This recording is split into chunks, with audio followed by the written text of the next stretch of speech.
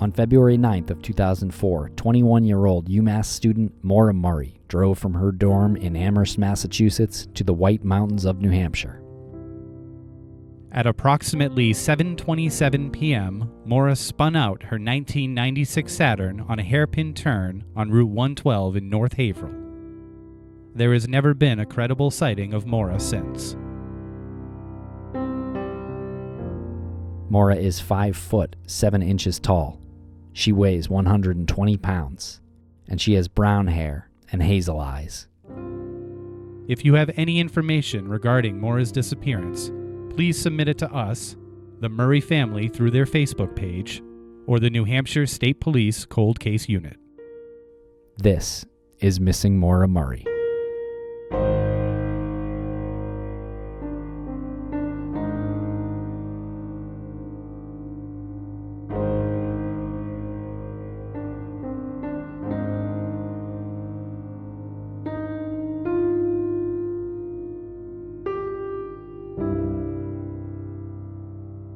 Welcome back to the Missing Maura Murray podcast. I'm Tim here today with Lance. How are you today, Lance?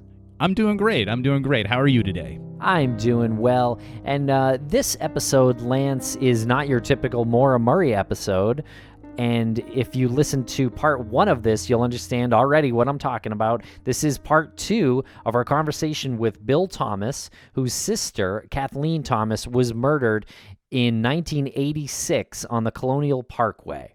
And so this case is called the Colonial Parkway Murders, and Bill Thomas has been an advocate for his sister's case, not to mention a lot of other families who are possibly ensnared by this same killer. And Tim, I think it's fine for us to deviate a little bit from Maura's case, because at some point, I don't even know if we specifically put our finger on it, but we recognize that we have a substantial listenership, a big base, and if we can raise more awareness for other cases, such as Bill's sister, the Colonial Parkway murders, or even, the MVAC, it's something that we have a responsibility to do, and it's all within the same genre, and I hope people understand why we sometimes will have to deviate from Maura's case specifically. And with that said, check us out at CrimeCon. Are you going to CrimeCon? We are. We're going to be there. So use code Crawlspace19 on CrimeCon's website, crimecon.com. You'll get 10% off when you use code Crawlspace19. If you're one of those last-minute bookers, there is still time to do so. Get your butt to New Orleans and CrimeCon. And Tim, we will be remiss if we do not mention our Patreon page. There's a lot of fun stuff over there, a lot of informative stuff. We talk about some current true crime cases, and we have a very unique method of being more interactive with our listeners over there. So it'd be really cool if you're not subscribed to our Patreon page, go over there and do that as soon as possible. Check it out at patreon.com/crawlspacepodcast. You get some weekly content, true crime news, and behind-the-scenes stuff. It's a lot of fun.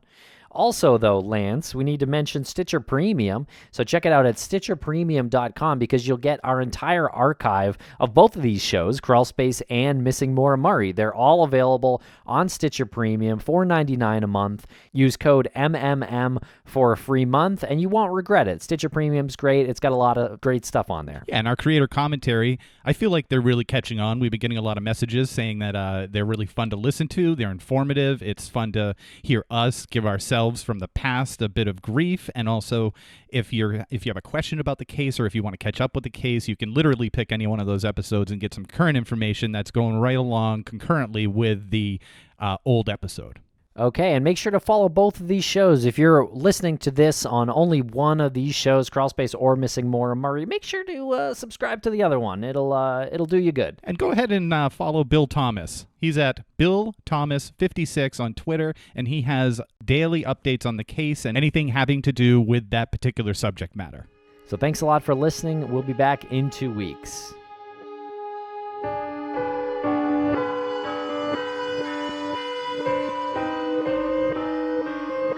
So, Bill, in our research for this case, we noticed that you appear in a lot of the videos, some of the documentaries. Your name is in a lot of the articles about this case, and just want to congratulate you for getting the case out there as far as you have. I think that's really admirable.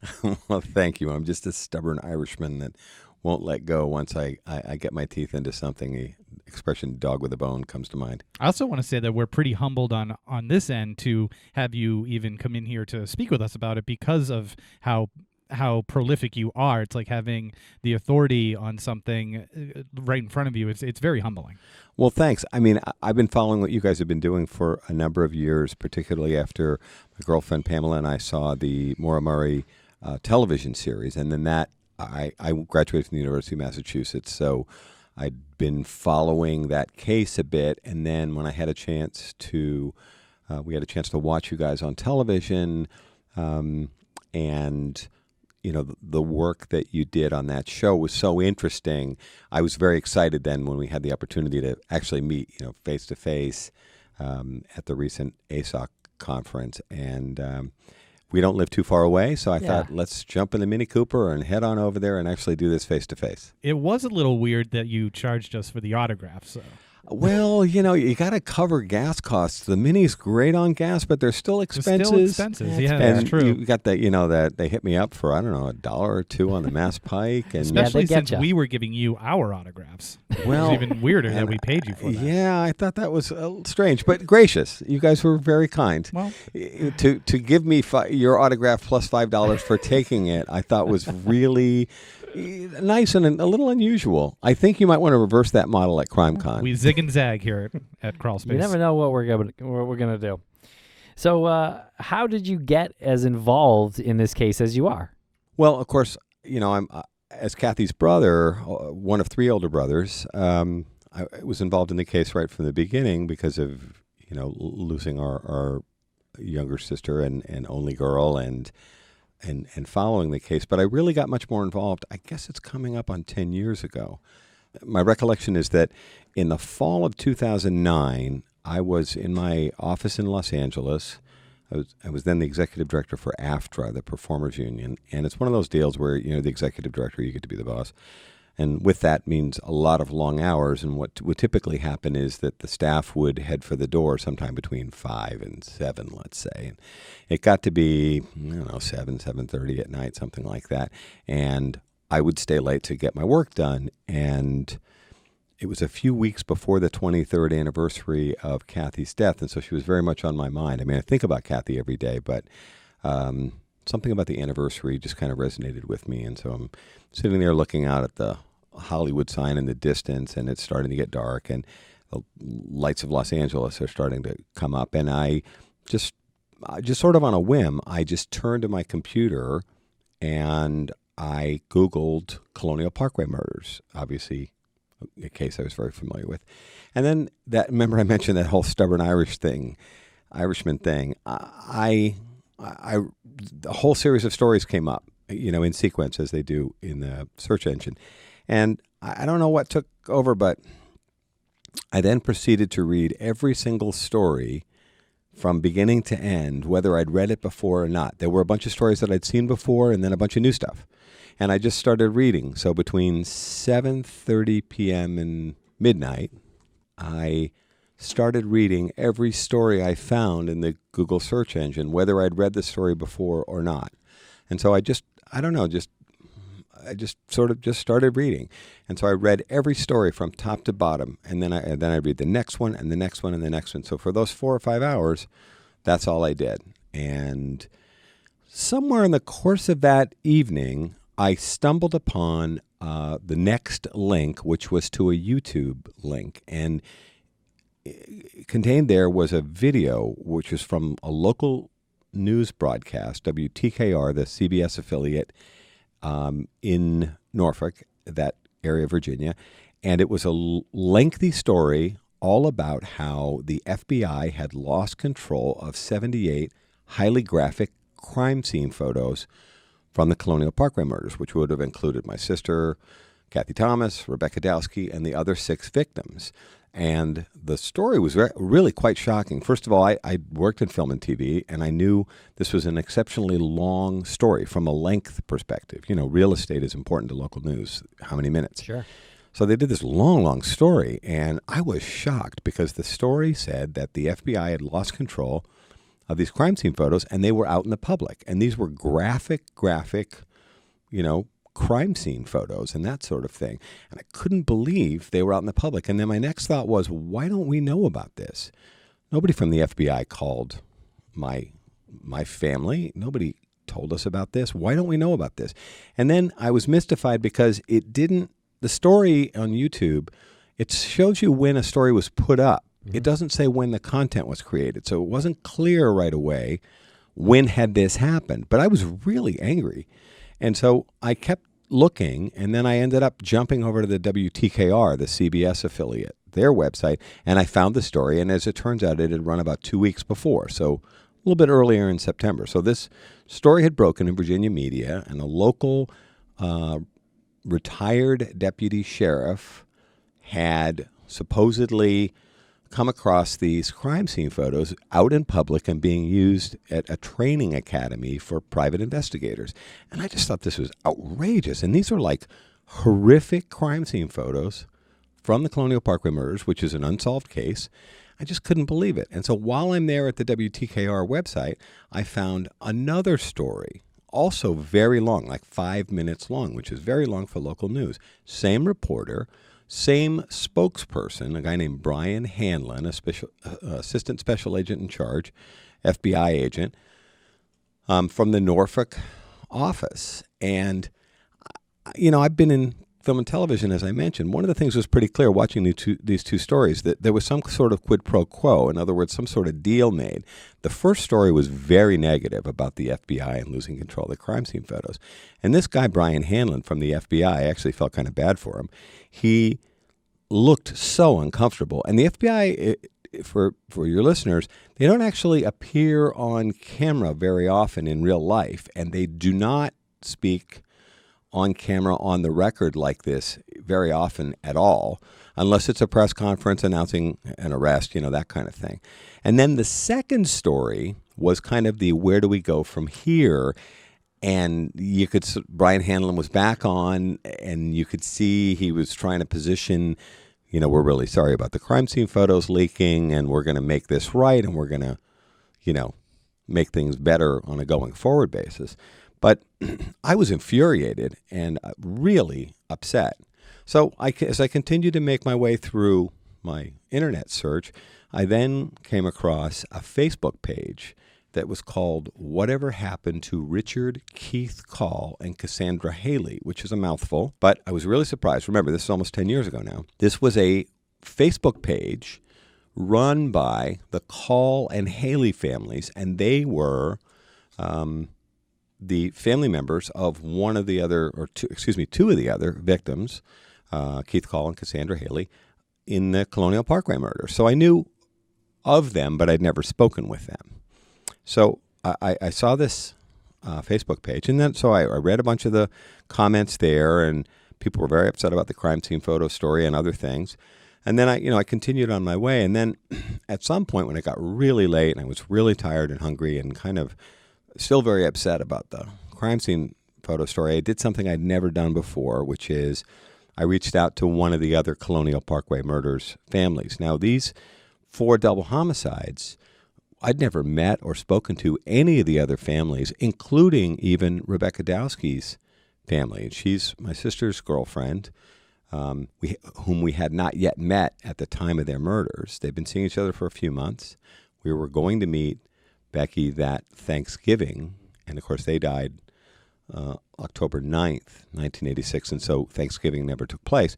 So I'd never spoken to any of these other families. So I just made a decision kind of late that night. I wrote something which I've now written hundreds of times since, which is something along the lines of, my name is Bill Thomas. I'm the brother of Kathy Thomas, who together with her girlfriend Rebecca Dowski were the first 2 victims in the Colonial Parkway murders.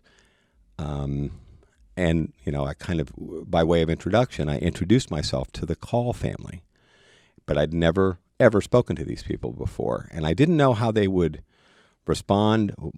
My family had been very private about the Parkway murders. We'd never spoken publicly about my sister's death, never done a single interview. My parents refused to. They spoke to one reporter one time for our hometown newspaper, the Lowell Sun, up in Massachusetts, and then never spoke to a single media person ever again, despite many requests. And I'd never spoken to anybody except my, friends and family about losing Kathy. So I wasn't sure how well this was going to go over, but I thought, might as well try. So I wrote them the private message. And then I found out later, a couple days later, when I heard from the Call family that Chris Call, brother of Keith, and his sister began a private conversation, and Joyce Call, their older sister, and Chris were back and forthing, hey, did you see Keith's Facebook page? There's a message from Bill Thomas. And so, thankfully, they accepted my message in the spirit it was intended. And even though we'd had nothing publicly whatsoever to do with anybody involved in the case for 23 years, they were very gracious. And so then over the next couple of days, I began a back and forth with Joyce and Chris, and they were wonderful, and they were really excited to hear from me. And as it turns out, and I have to give the Call and Haley family credit, to my knowledge, this is almost 10 years ago now, they were the first family anywhere to use social media in an effort to move forward an unsolved murder case. Wow. I know it's not that long ago. It's, 9 going on 10 years ago, but the reason why the page had that funny name was back then Facebook wouldn't let you mention murder or killing or anything like that. So which is why it had the funny title, Whatever Happened To. It still exists. And over the next couple of days, I began first an email and then a phone conference relationship with the Calls, and they were absolutely wonderful. They were very different, had a very different background than we did. Here's my family, in a Navy family, lived all over the country. I've never lived in Virginia. They're, long-standing Virginia family. We come at this from very different places, but they were so welcoming. And so we ended up with all these back and forth phone calls. And then at some point when I sort of cooled my jets a little bit about my anger about the crime scene photos, I actually said to Chris and Joyce, I said, I think we could leverage the FBI's embarrassment about the crime scene photos, which was really obvious from watching those interviews. I think we could leverage the FBI's embarrassment into forcing, that's the word I used, forcing the FBI to put resources back into the Colonial Parkway murders. And they loved the idea. I'm not saying it was a genius idea, but they responded positively.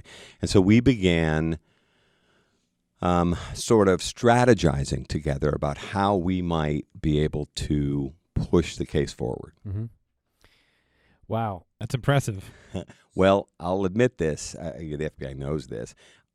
Then we reached out to the other families, and I introduced myself and got over my embarrassment about our lack of involvement. But people were very kind and very responsive. And the FBI knows this. I then developed talking points and coached the other families on how to be effective spokespeople. And we all kind of got over our anger, but we used the FBI's embarrassment. They're the ones that lost the crime scene photos. We started hammering the crap out of them in interviews about how upset we were and how outrageous this was and why has this case been allowed to drag on for anywhere from 20 to 23 years, depending on which of the double homicides you were talking about. And we just started just hammering on them in interviews. And lo and behold, they started to respond. That's interesting. I had a question from when you started the story. You said you started reading about it, and then you went to the YouTube videos. Did this all happen in one night? It's all happened in one night, Okay. between 7 and 7:30 and about midnight. Because I remember walking home at midnight, and I hadn't had dinner, and I was just exhausted and still really upset. But yeah, that initial read happened all in one night, all in one sitting, and the initial outreach to the Calls via their Facebook page all happened that first night. And did you take anything from your previous career as TV? You know what I mean? Like did you say this is what we have to do? Because you just said it wasn't maybe a brilliant idea, but you know what? Other people don't have those types of ideas typically. Well, I mean, there's one thing that's true about the Federal Bureau of Investigation, and I know they're listening, so hello, everybody. They've been listening to us for years. They are obsessed with their own image. And I remember saying this to the Call family. We used to watch a show when I was a kid called The FBI every Sunday night with Ephraim Zimbalist Jr. My family would watch the show religiously. And then later on in my dad's Navy career, I actually met a few FBI agents. One thing that was pretty clear, though, from everything I'd ever read about them and heard about them, they're obsessed with their own image. And they have a very high opinion of themselves. And they were not very happy about how they'd screwed up the Colonial Parkway murders crime scene photos and the leak. So I thought to myself, let's work that. And we did.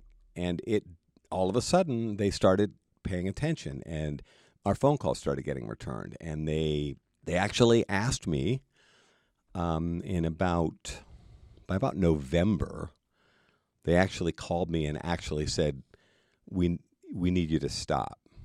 Really? Yeah, we need you to stop criticizing us. Like November of last year? No, November of that same year, 2009. By November of 2009, I had sent them a letter with a list of all the items from my sister Kathy's autopsy, which was from 23 years before, asking them what the status was of advanced forensic testing. Well done, yeah. This all seems so backwards to me. Why is the brother of the murder victim sending a letter to the Federal Bureau of Investigation asking them for a status report on the following items which your agent signed for at my sister's autopsy on October 13th, 1986? But, I had a copy of her autopsy report. I asked my parents for it, and I saw these items, and I said, well, forensics, and this is 10 years ago now, forensics has advanced quite a bit.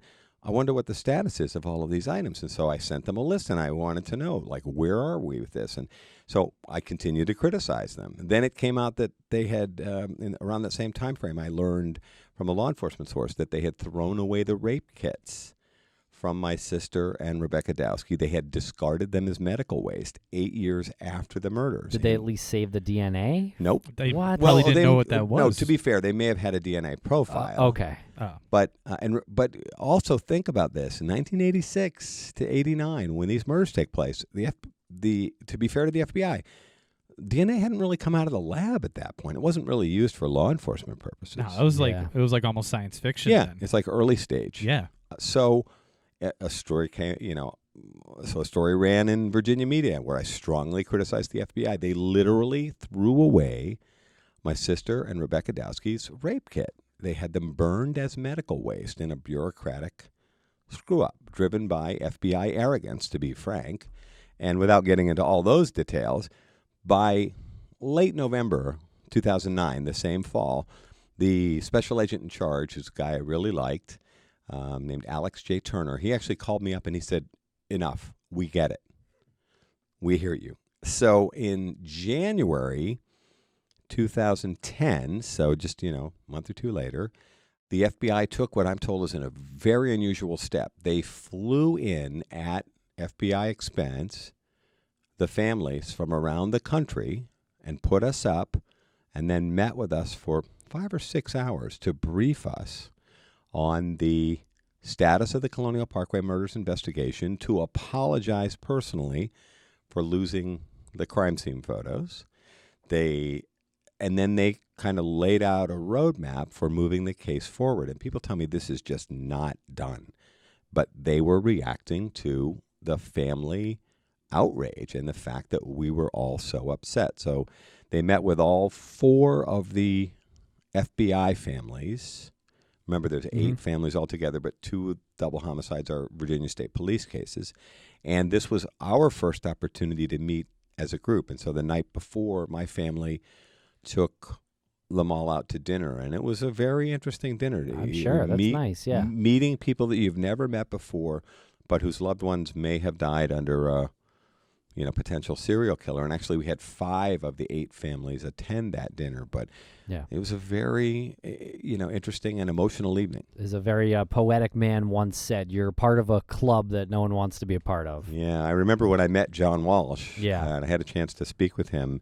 And he said about this case, he said, the more I learn about your sister's case, Bill, the more I'm reminded of Adam, their son's case, with the discarded evidence and problems, which led to complications for the Walsh family. How did the FBI lose the crime scene photos? Well, the story they told us, and there may be some spin mixed in here, but the FBI said to us at that January 2010 meeting that a non-agent, this was a big deal to them, a non-agent FBI photographer had retired, and he had worked in the Norfolk/Newport News offices. There's 2 offices there. And when he retired, he took the crime scene photos with him. They had probably started out life. They were clearly shot by different photographers. Some were color and some were black and white. These were extremely graphic. I mean, like you would not want to see photos of dead bodies and autopsies and crime scenes and whatnot.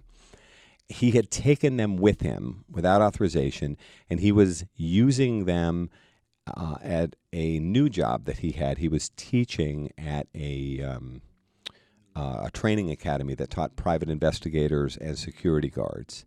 And this local deputy sheriff, Fred Atwell, who's since passed on, Fred Atwell had been asked if he would be interested in coming in to speak about the Colonial Parkway murders because he'd been a deputy sheriff for Gloucester County, Virginia, in that area during that time. And he said, I never worked that case, but I'm aware of it. Everybody in the area knows the case. And he said no. And then his friend who was asking him to come in as a guest lecturer had sort of tried to tempt him and said, well, we have the crime scene photos. Now, Atwell supposedly said that he thought this was outrageous, and what if that was your kid sister? He said, quoting himself later. Atwell was a con man, literally a con man. Yeah, he got into trouble. He was arrested for robbery, and he did. Didn't he say that because he had alerted people to the theft of the photos, that he was now considered a suspect? Wasn't he considered a suspect? He was, and some people still think that he could have been involved. Atwell sadly died last December, and I never had a chance. He was actually in prison. He'd actually gotten in trouble for defrauding some of the other Colonial Parkway murders families and was incarcerated. This is a very interesting story in and of itself. Atwell started out life as a criminal. Then he was literally pardoned by the governor of the Commonwealth of Virginia, became a cop, and was a deputy sheriff for the Gloucester County, Virginia Sheriff's Department. And then ultimately, after retiring, sort of crossed back over, or maybe he never left, the dark side, and he actually was nailed for trying to defraud some of the other Colonial Parkway murders families in a car raffle that they were using to raise funds to investigate the Colonial Parkway murders. So he's a very strange guy. I'm very saddened about his death, mostly, I'll say, for selfish reasons, because I was always hoping that I could sit down with Fred at this high security facility out in the western part of Virginia. I was always hoping that I could meet with Fred Atwell, and unfortunately fate has intervened, and he died just a couple of months ago, and so we will never have a chance to have that conversation. Is it your personal opinion that he might have had some involvement, or no? I don't think that Fred Atwell necessarily had anything to do with the Colonial Parkway murders, but that being said, I always thought that he knew something that he wasn't telling us. I talked to this guy dozens and dozens of times over the phone, and he would call me sometimes multiple times a week, in that 2010, 2011 time frame after the crime scene photo story broke. And he hated the FBI, and they weren't crazy about him either, and he really kind of had it in for them. But I always thought there was like an undercurrent, a thread, that he knew something, particularly about the Call and Haley disappearance. He was a family friend of the Call family, of Richard Call, the father. Yeah. And I always thought he knew something. So he was just coincidentally a family friend? Yeah, and he inserted himself, as sometimes people do. He inserted himself into the Colonial Parkway murders investigation. I'm always left with the sense that Fred Atwell might know something more about the Colonial Parkway murders. I never thought he was necessarily directly involved. Yeah. But he did run with a group of officers one or two of whom are on the short list of suspects in the Colonial Parkway murders. So I always thought there was a possibility that Atwell knew more than he told us. Does that link at all to the speculation from private detective Steve Spagnola that there were more than one murderer? And maybe it could have been, because now we're talking about the profile of it being law enforcement or somebody impersonating law enforcement in order to approach these victims. And could it be possible with Atwell, maybe an associate of his, maybe some sort of sick syndicate? It does. Steve Spagnola was suspicious and thought there was a potential for law enforcement involvement. Steve Spagnola, by the way, is the same. He's a wonderful detective and a really good guy from Milwaukee, a longtime homicide detective. And your listeners might know Steve Spagnola from his appearances in television with Kelly Siegler. Yes. On her Cold Justice. On Cold Justice. He's one of her investigators, really a fantastic investigator and a really good guy. And he had come down to Virginia, and we paid his expenses, which were so incredibly modest. He and a partner, Mike Grogan, had come down and for a week and had investigated the Colonial Parkway murders. This is one of the reasons why we were doing some fundraising, was to cover expenses like having someone prominent like Steve come down. And he wrote up a report on the case, which actually is available on Amazon if anybody ever wanted to buy it. And actually, Steve Spagnola is one of the investigators who feels that there's a fifth double homicide in Virginia that could potentially be related, which is a 1996 murder of another lesbian couple, Julie Williams and Lally Winans, who were killed up in the Shenandoah National Park. So this would be, 10 years after Kathy and Becky were killed. Kathy and Becky were killed in October 1986, and Julie and Lally were killed up in the Shenandoah National Park. And it's also in Virginia. It's also a national park. It's about 180 miles away, so it's not like right next door. But they were killed under what the FBI said were substantially similar circumstances. Well, does that ever cross your mind that the killer went dormant for a little while and then started again 10 years later in the same pattern that they began with your sister? In a almost like a rage-ish type hate crime? It's definitely a possibility. And then there are these weird coincidences. And again, I don't mean to say that anybody is a murderer, but there are 4 National Park Service rangers who were working at the Colonial National Park in 1986, who were then working at the Shenandoah National Park in 1996, 10 years later. So that in itself is odd. And then one of them was a person of interest in Kathy and Becky's murder. Whoa. And was, and I always thought this is very strange, and I've never gotten an adequate explanation for why this happened.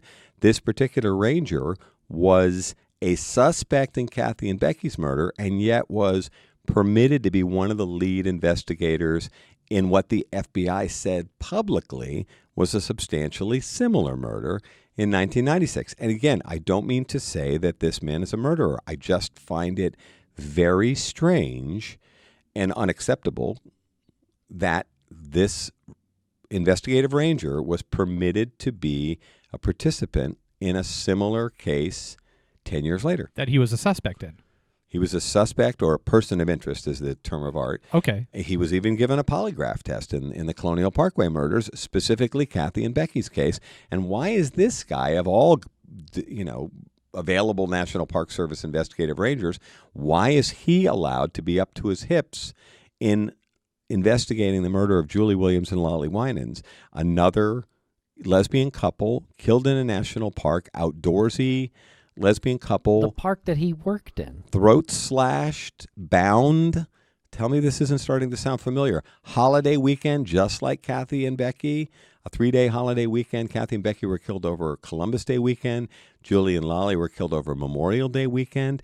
Again, I'm not saying it makes him a murderer, but I think it goes to poor judgment, at a minimum, that this guy was permitted to be involved in the investigation of what the FBI said publicly was a substantially similar murder. Yeah, who permitted him? Him? Well, these are the kind of things where I ask these questions and nobody can give me a good answer. Right. I mean, it just sounds like it was him because he was probably one of the first people to see the car, I guess, being, or, working there. Yes. What else about this guy? Is this the lead, one of the leading POIs in your mind? Well, he's on the probably on the Gotta be, short right? list. Yeah. He ended up actually getting into substantial trouble again while working for the National Park Service out in Arizona at the Grand Canyon National Park. He was involved in another botched investigation out there, and there's actually a book, The Case of the Indian Trader, which is all about that botched investigation by a guy named Paul Berkowitz. And Berkowitz said to me, I'm not saying this guy is a murderer, but I am saying this guy is a bad cop. And he likened him, in a private conversation with me, he likened this investigator to a firefighter who sets fires only to go in and put them out and play the hero, that he was that kind of cop. Again, I'm not saying it makes him a murderer, but he's certainly a credible choice. But there are other people that are credible choices. It's funny, as we were talking about off camera here, off mic, there are highly viable suspects for the murder series that we call the Colonial Parkway murders. And then there are also individuals who I think are viable for particular murders that might mean that some or all of the Colonial Parkway murders are independent events. And this guy is certainly, on that list. Is the man Darryl Rice on that list for you? He's not for me. Darryl David Rice, we can talk about him publicly because he was charged by the FBI for the murder of Julie Williams and Lally Winans. That murder happened in 96, so several years later he was charged, and they were unable to prove that Darryl David Rice was the killer of Julie Williams and Lally Winans. How were they unable to prove that? I don't want to get too far down the rabbit hole on the details, but the case fell apart at trial because of I think a DNA cross-contamination issue. There was unidentified DNA, which actually was found, if I'm not mistaken, on duct tape, and they weren't even actually able to ascertain at that time what the source was. It could have even gone as far back as the factory where the duct tape was originally manufactured, but there was some sort of cross-contamination issue. They've never been able to prove that Darryl David Rice did kill Julie Williams and Lally Winans. That case remains unsolved. They did charge Darryl David Rice successfully for an attack on a woman, a bicyclist, if I'm remembering correctly, in the Shenandoah National Park. And this guy is far from a Boy Scout, and he did end up serving on several years for that assault. The woman thankfully did survive, but they've never been able to solve the Julie Williams, Lally Winans murder. When you look at the potential relationships of these cases, the Julie Williams, Lally Winans murder feels the most like the murder of my sister Kathy Thomas and Rebecca Dowski. In terms of its parallels. It doesn't parallel the other Colonial Parkway murders that closely, but it's definitely a possibility. Is it believed that the killer maybe drove the car afterwards as well in that one, the fifth one? I don't think so. In the Julie Williams, Lally Winans murder, the car was found in a parking area, and they were hiking and camping. Okay. Over that Memorial Day weekend. But their circumstances of the murder were shockingly similar. They were very similar in terms of, a lesbian couple, holiday weekend, national park, bound, gagged, throats slashed. So they felt that there were really a lot of similarities, but not sexually assaulted. Not that I'm aware of. It's incredible. I mean, I know we have a lot of unsolved murders in the country, but just the initial similarities that you mentioned right in the beginning, which is same-sex couple over a holiday weekend, hiking. I mean, that's enough, I think, that's enough in my head to at least sound off some sort of alarm that, oh, this might be somewhat similar. Sure. It's remarkable to me that they would have an investigator look into anything that, like, I don't even know who they would be, but the same guy who was questioned and given a polygraph. I agree. I think it's very strange. Like, is it really like that coincidental? I don't know. It's funny. I met a couple of months ago now with a reporter, a very fine writer named Kate Miles, and she's working on a book on the Julie Williams, Lally Winans murder. And I remember when she called me and introduced herself, I was so thrilled that someone was doing an in-depth story about the Julie Williams, Lally Winans murder, because first of all, they remind me of Kathy and Becky, young same-sex couple with so much potential and, all of it unrealized. And when she called me, I was we had some difficulty connecting, just scheduling issues. We were moving from Los Angeles to the East Coast, and so I was a little hard to find and was missing some emails, that kind of thing. And I remember, just trying to get back to her and then running into some, I don't know, Gmail glitch or something. And I just felt really compelled to, I had to keep trying to get a hold of Kate Miles because I was so thrilled that someone was actually doing a book on a case that I think is sadly overlooked. And we've had a chance to connect. And but it's funny, she and I have talked about this stuff for hours. She thinks there's a possibility this could be related. So as we talked about in the previous segment, there may be relationships between some of these murders, but maybe, like I said, it's not a straight 1, 2, 3, 4 or 1, 2, 3, 4, 5, straight linear relationship. Maybe there are links between these cases, but it might not be just quite so straightforward. Sure. Sure, and especially with some advancements in technology and DNA, if anybody was in that circle of those advancements, like somebody who's close to law enforcement or close to, the media or science or something like that, the timing of it seems pretty interesting. If the 1996 murders were connected, that's right around the same time where DNA became pretty prevalent with the O.J. Simpson trial, and everyone started using that to exonerate people and to convict people. So if they were in that circle of knowledge that this particular device and method is growing, then it would make sense that there hasn't been anything since. If they were so, I don't know, they had the wherewithal to stop for 10 years or be very careful for 10 years, and then they get the urge and the opportunity and they do it, and then they think, ooh, this isn't the right time to do it because maybe I can't get away with it the way I got away with it in the 80s. Yeah, it's true. I mean, I've also tried to take some comfort. It's been 32 years, and that can wear on you sometimes. But yeah. I also have tried to take comfort in, over the years, I've talked to a lot of other family members from other solved and unsolved cases. And I'm hoping that the science, the forensics, might be beginning to catch up.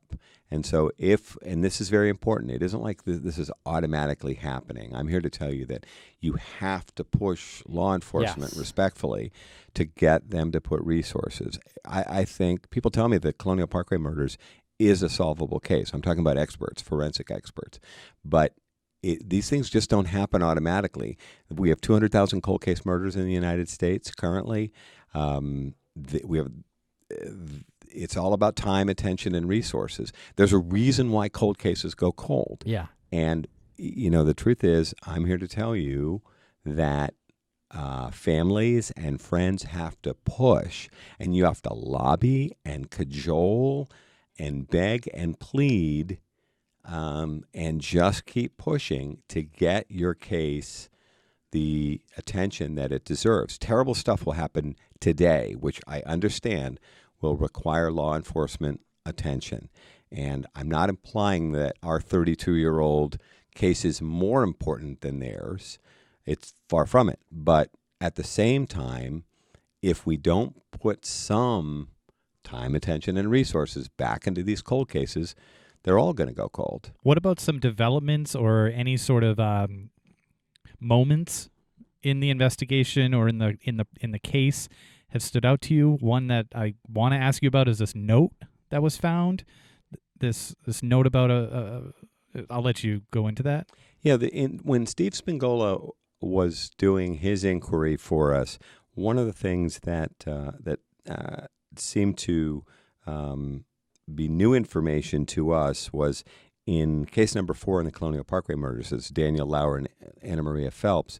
A note was found in some personal effects that had belonged to them. You know, as you might figure, sometimes when you get back items that belong to the victim, the family members, particularly parents, can find that very difficult to be forced to go through those things.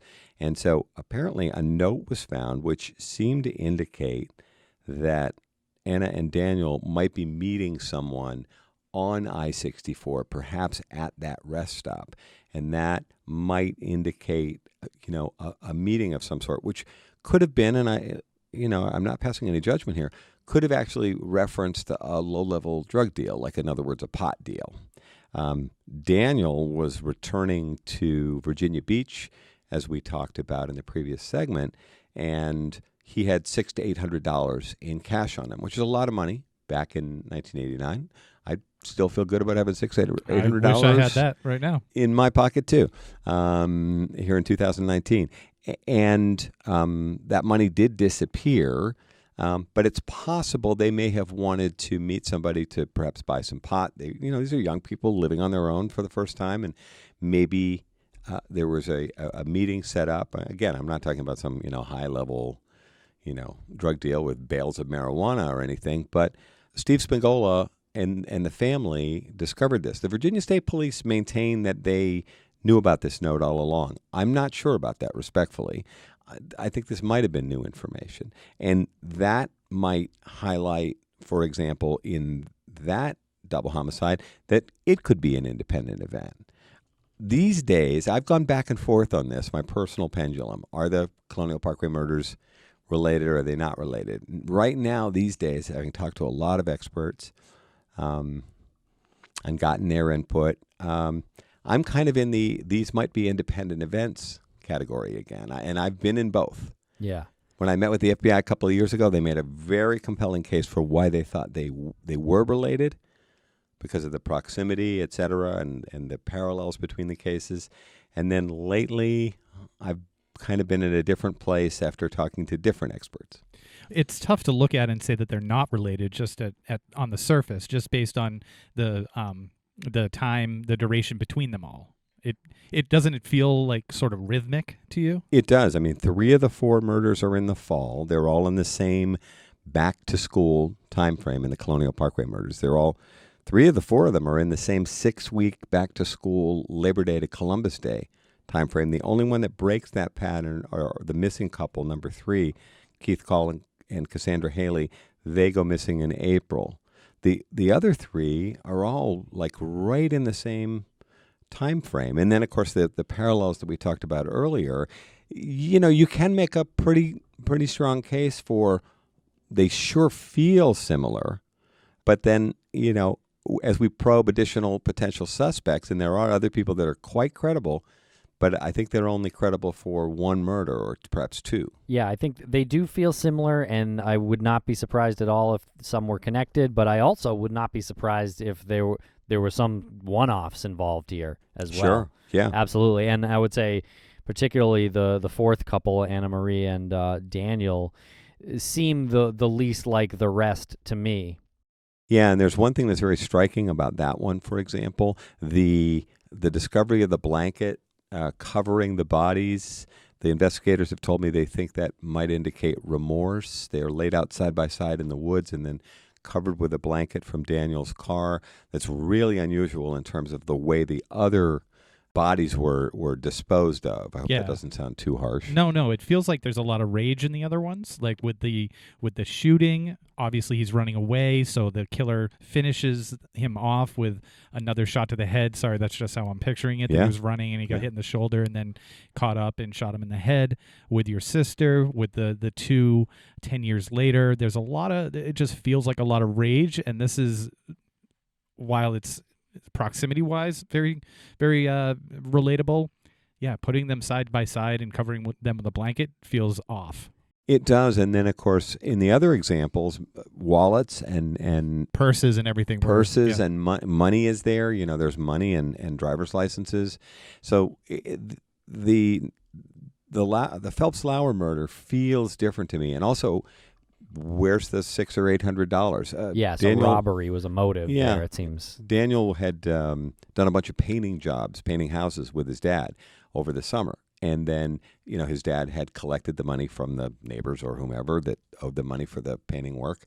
And so one of the reasons he'd gone home was, in addition to getting some clothing, was his dad was going to give him that money that he'd earned over the summer. And that money's nowhere to be found. And as I said, it's not a fortune, but it's not there either. Right. Yeah. I just want to get back to that note really quickly. Sure. I don't know if you mentioned this. That note was written by Annabelle Phelps. Yes, I'm saying this off the top of my head, but yeah, my recollection is that she referenced that they were going to be meeting a particular person at a particular place. And I think that highlights the fact that individual should be looked at again.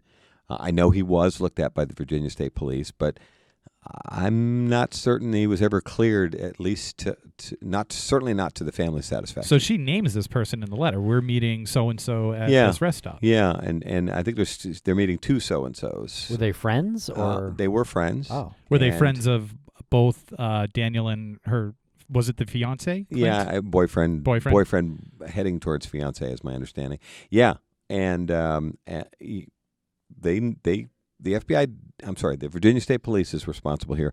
They took a hard look at this guy, and I think they considered him a likely suspect, but they've never taken any steps. I mean, in this entire sequence of murders, we haven't had a single arrest in the Colonial Parkway murders. I'm just so confused about lack of DNA evidence too, and I think with some advances in technology, as we were talking about off camera here about the MVAC and things like that, there's got to be some DNA there that can connect these, that can be uploaded to familial DNA sites. Right. Like, what's going on with that? Where is the car? Well, your sister's car. The cars are sadly long gone. In these examples, this is very striking to me. The Kathy's car was scrapped ultimately. They did save interior panels and like seat cushions, carpets, I've never seen this stuff. MVAC it. Yeah, exactly. Well, that's what we said. And yeah. when we met with Jared Bradley from MVAC, I was really impressed with MVAC technology and Jared Bradley as a person, who's a very committed guy with a great team, and I'm thrilled that the FBI is using MVAC now at their lab in Quantico. But I mean, to me, this is exactly the kind of testing that should be going on. On the forensic testing for forensic genealogy, we've been lobbying the FBI and the Virginia State Police to please move forward. When I'm so thrilled for the Golden State Killer families, the sister survivors. And now we have nearly 60 cases over the last year that have been broken using forensic genealogy, and we believe we have DNA in 3 of our 4 crime scenes here. My understanding is that the DNA may be very limited in one of our crime scenes, and now we're getting some resistance, in this case from the Virginia State Police. They're concerned that the DNA testing might consume the last of a very small sample, which I understand. I really do. And we're pulling for the success of the investigators and the lab technicians and everyone. But at the same time, I've talked to the family directly about this, and they said, well, even if it does use up the last of the available DNA, we've been waiting now. What is it doing in the meantime? Save it? Yeah, we've been waiting for 30 years. Yeah. I mean, at this point, I'll personalize this a little bit. My parents have both died now, waiting to find out who killed our kid's sister. What are we waiting for? Yeah, it's not fair. We understand that, the Virginia State Police might feel like, well, we only have one shot. But I've talked to the family. Their attitude is, we're willing to take the shot. And if that means we use the last of the DNA, then let's use the last of the DNA. And we've talked to Jared Bradley of MVAC, who says that most of the samples that they're able to get have come from previously tested items that were not able to get evidence from swabs. So I'm pretty confident that if they bring the MVAC in and sample all these, they will absolutely come up with new samples. I don't know how many or whatnot, but I guarantee something different there. Sure. It's incredible that they're using that excuse because, like we just said, what would it be doing in the meantime, just sitting there? Sitting in a lab. There's the MVAC that is not the Hail Mary of this case. It's almost like a handoff with no defense. Like that it's a Statue of Liberty play. That is what you're waiting for. Hook and ladder. Hook and ladder. That is what it. There is no defense on this. Yeah, like it's presenting itself to the FBI right now. It's right there. Like what more, other than some apparition coming up out of the evidence and saying, "Hi, this is who I like." Yeah. Like a psychic nailing on something. Jurisdiction, our grievances, like get over it. Anything beyond MVAC right now, I can't wrap my head around because I'm thinking it's science fiction. I'm thinking that it's written by like Lovecraft. You got or us all something. fired up, Bill. Lancey Grace is in the studio. Well, and look, even just in this conversation, guys, I've had my criticisms of law enforcement, but mostly my criticisms are of the pace of the investigation. Mm-hmm. And, I've said to the FBI and the Virginia State Police, if it's money, we'll find a way to raise it. The 8 families, we're not made of money, but we'll find a way, to raise the funds. And they were like, no, that's not it. And so, but there's always a roadblock. There's always a reason. And I'm thrilled. It came out a few months ago in BuzzFeed, and then the New York Times confirmed it, that the FBI now has quietly set up a forensic genealogy team. Great. Led by Steve Kramer out of the Los Angeles office. And if I'm outing him, so be it. But it was in the New York Times, so I can't be the first. But I'm thrilled that they're getting into this. And, as we talked about a few minutes ago, I get the fact that all of this work can't take place in public. We're very frustrated now because the FBI has frozen the families out for 1.5 years. They've refused to speak to me or any of the other Colonial Parkway murders families because I dared, 1.5 years ago, mind you, to criticize the pace of this investigation. And they don't take criticism particularly well.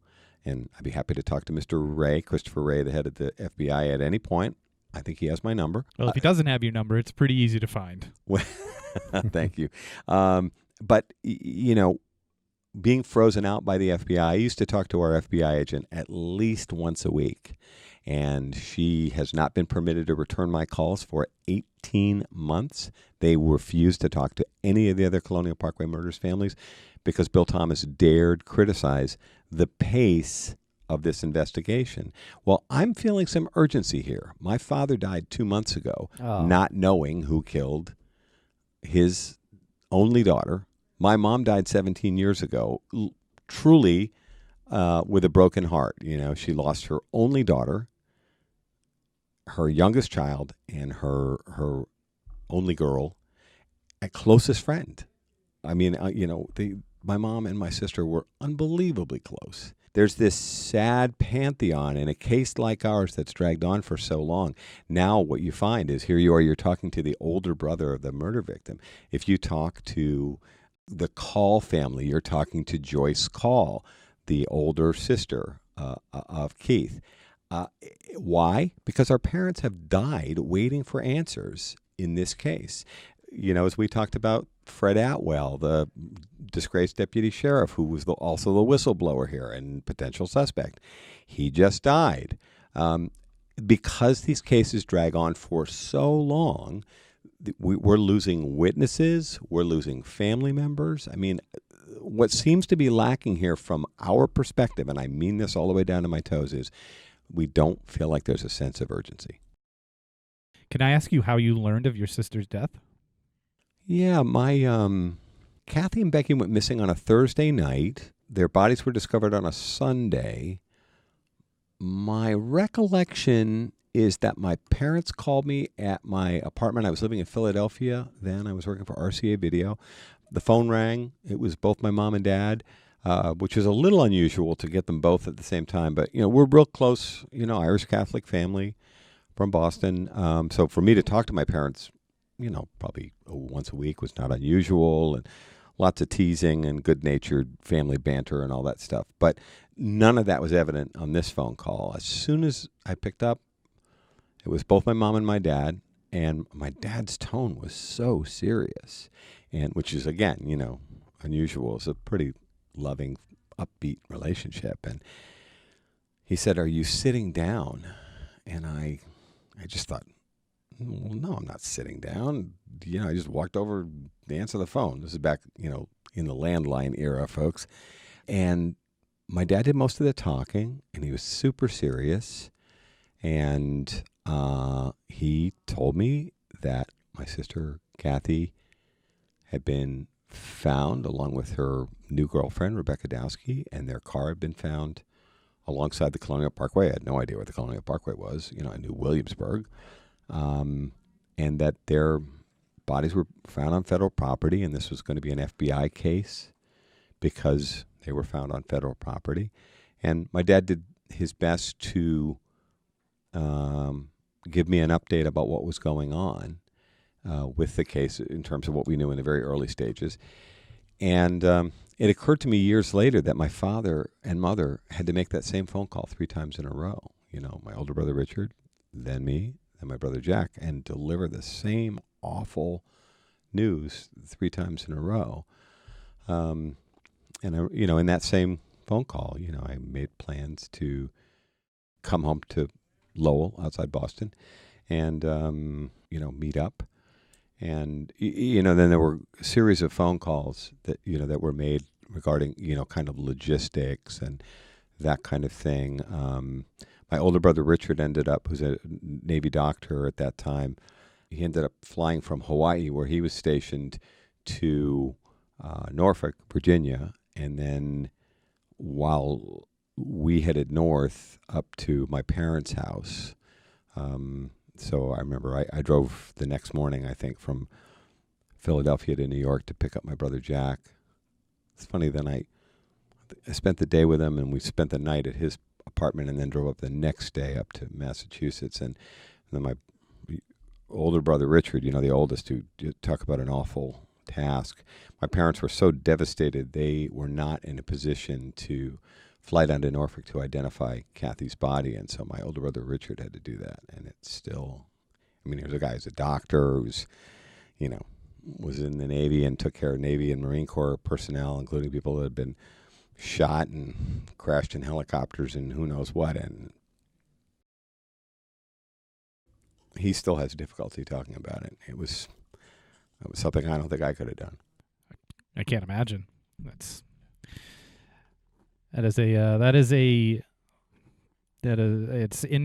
indescribable for anybody who's like to personalize that. Is for anyone who hasn't experienced that, is like I couldn't even imagine. Yeah, I've talked about this. Where I get the most emotional, which I am sorry I am now, is when people, and I brought it up, so you guys are off the hook, but talking about the experience from my parents' point of view, and now they're both gone. But I think the worst part of this entire experience was the grieving process, and then seeing your own grief magnified in your family's eyes. It was really, really difficult. And it's funny, I know we were talking about this off mic a little bit. I can almost always kind of put myself in the place of someone else who's, had this kind of experience. I might not always agree with everything they say or what they think or whatever, but I can kind of get a pretty decent sense of where they're coming from. Well, I think it's important to talk about the emotion and the details of the day that you found out, and you talking about your parents and seeing the grief reflected in your siblings and in your parents. I think it's important to remember those details, because that's what keeps you going on on this. Yeah, And you're not filled like we, we'll probably crack a joke in like 2 minutes, and because you have a well-balanced sense of yourself, unless you're completely fooling us. But I think it's important to identify the grief and, your anger, and with all elements of this case, whether they're related or not related. Oh, sure. And then, it's also important for me, and Kathy would, clap me upside the head, if I didn't remember to laugh and be joyful. Yeah. And there's a lot of things that all of us, I think, have to be, have to be joyful about. And as we talked about earlier today when we were, shooting the breeze off mic, I think it's important that we have that balance. And, at the same time, I've seen this case and the losses in this case destroy people. We've lost loved ones along the way that just were not prepared to deal with this, for whatever reason. This is a really difficult, burden to bear. My mom, who's very, sort of Irish and a bit tragic, probably read too much James Joyce in college, but, she said the thing that bothered her about losing Kathy was it was out of the natural order of things.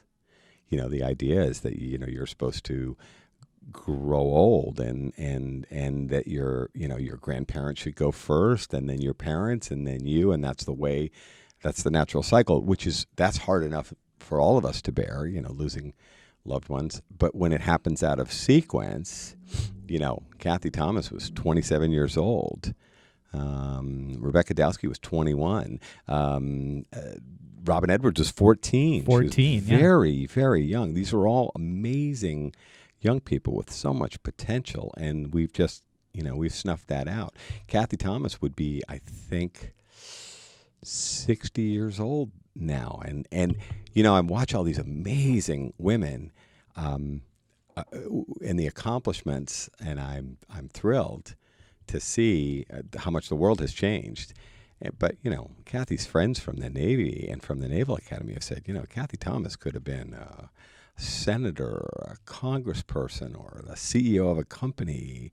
She could have been anything. She was the best, my family had to offer. Do you think that you will figure out who murdered your sister? I do, yeah. As a matter of fact, I've taken to saying, when we solve the Colonial Parkway murders, and we will, and experts tell me this is a solvable case, my intention actually is to pivot to the larger issue of why are there 200,000 cold case murders in the United States? Why do murders go cold? We as a country, I mean the big we, need to put more resources into law enforcement. Law enforcement doesn't have anywhere near the tools they need to solve these cases, but we have 200,000 cold case murders to solve. We have at least 2, and I hear some estimates as high as 400,000 untested rape kits sitting on law enforcement shelves. And, folks, if you're paying attention, understand that not all of those are serial cases, but some of them are. Yeah. And certainly, we've seen, any number of cases solved now. And if you think to yourself, if we had been able to catch these perpetrators at an earlier stage and stop them, we would be saving lives and saving money. I've even seen analysis that says that we would actually, if you just want to be completely dollars and cents focused about this, which some of my friends in Congress might like, they're very thrifty about spending our money, and I'm a taxpayer too, we'd actually save money in the long run if we stopped serial perpetrators, be they rapists, murderers, or what have you, from offending over and over again. I don't think this is a political issue at all. I just think this is a matter of, do we have the will to work together to, solve, these kind of societal ills. And my intention actually is, when we solve the Colonial Parkway murders, is to pivot to that larger discussion, because we've lived this for 30-something years. Oh, whenever you're ready to have that discussion, at that point, there's always a microphone waiting for you here in Wormtown. Well, thanks. In the palatial Crawlspace Studios. The palatial, and already I've forgotten the word you used when you came in. We started out. I said they were commodious. Commodious. That's right. Yes. Okay. Yes. Palatial, commodious. They are large, comfortable. The food is incredible. Well, Bill, you are scrumptulescent, and thank you very much for joining us here I just in think he's neat. Wormtown. And we appreciate it, and we'll be hearing more from you soon with this case and others. Thanks, and keep up the good work. Thank you. You too.